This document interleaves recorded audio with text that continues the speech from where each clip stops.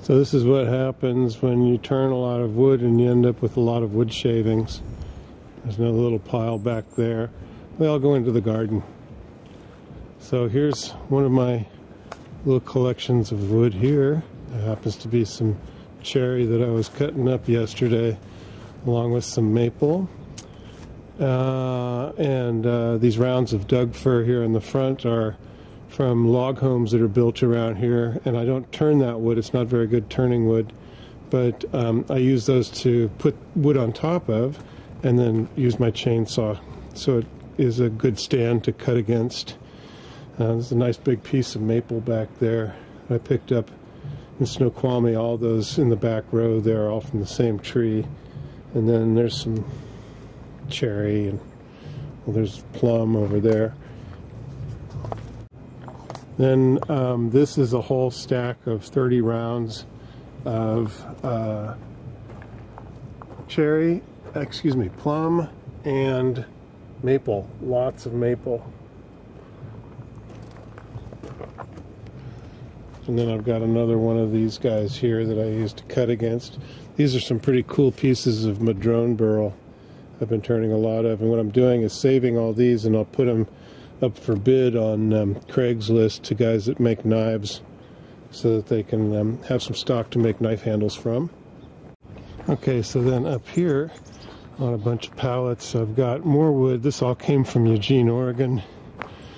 And this is oak and cherry and some maple, and then these 3 logs are going to be probably baseball bats, and those are oak. So here we are. Here's the shop next door to the garden shed. The space in between is going to be covered, and that'll be where the lawnmower goes. So I asked the electrician to make sure there was power to the outside. So there's one on the outside over there, and over here is power over there in the corner, and that orange cord coming out is a circuit of 240, because this will be covered here overhead, and I may want to extend the shop or something to have it come inside. So here we go into the Magic Kingdom. Ta-da! So there's the lathe, Powermatic lathe. See if I'm zoomed out or zoomed in. I'm all the way out. It's a little tiny room. And you can see I've covered everything in the OSB. Those are all my tools over there, the gouges that I use. And then workspace, and then you can see underneath the shelves I didn't put any legs that come down. I use these gussets, and that makes the workbench nice and strong still, but I don't have to worry about having legs in the way.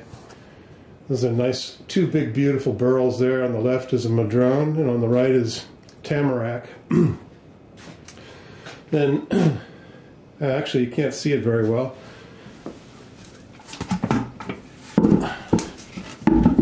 There is the winch next to a little tiny compressor that I used for nail guns. And so that's bolted down into the floor. You can see the bolts there. But I had to take the spool and the motor off to bolt the mounting plate down and then put everything back together. So that comes up through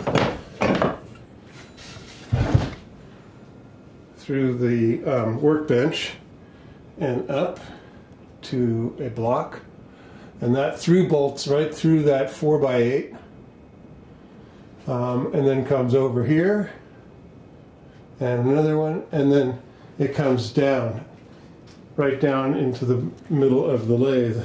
So when I have big logs, I can use this lifting strap and put it on the hook up here.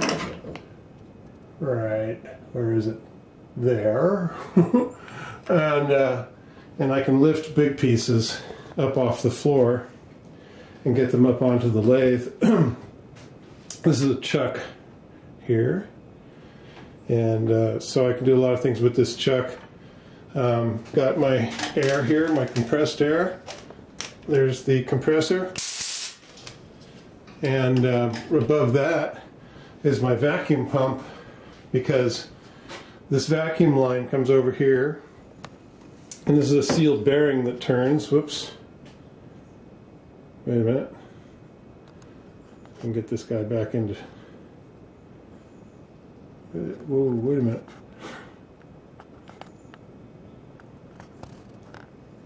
There we go. This is a sealed bearing, so the lathe can spin, and this here stays the same. But that's the vacuum, and it brings it right through the head, and then I would take that chuck off and use one of these 3 chucks that look like plumber's aids, and it sucks the air right through. So then when I'm finishing a bowl, I don't leave any marks in the bowl. It sucks the bowl right on there and lets it turn. There's my sharpening wheel. This is actually cubic zirconium that's anodized onto stainless steel. It makes for a really great sharpening wheel. Only need one. And then you can see the tools are all, there's a bunch of different types of tools there for different purposes.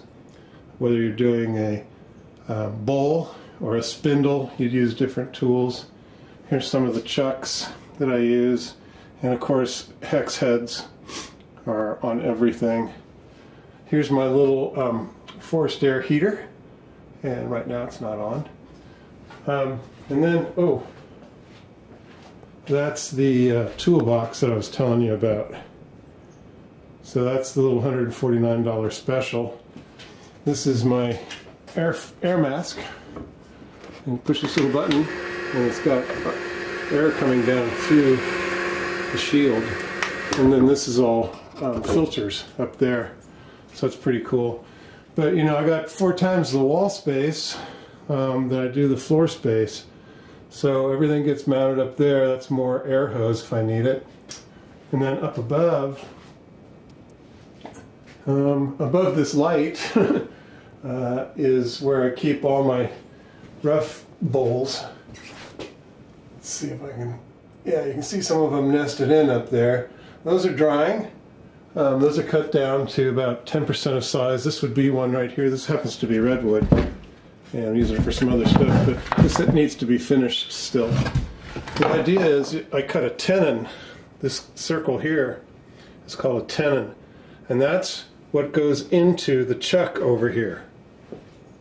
Boom, like that.